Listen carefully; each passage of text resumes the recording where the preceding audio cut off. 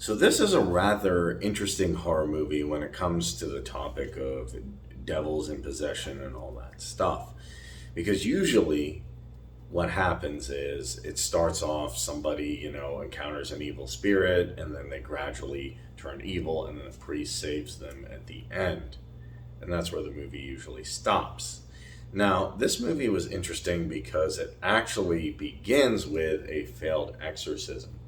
And it shows how not only how this failed exorcism didn't work, but how it actually carries on into the morgue and how this reanimated spirit, still using a human vessel, scares everybody and ultimately does some of them in. If you don't know what I'm talking about the possession of Hannah Grace. Now, this is interesting because it takes a different spin on exorcism movies.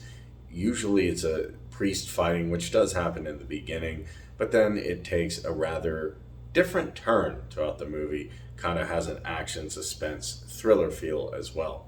So I did think this was an interesting adaptation to what exorcism movies are generally thought of, and if you're interested in suspense and thrillers, it's worth the watch.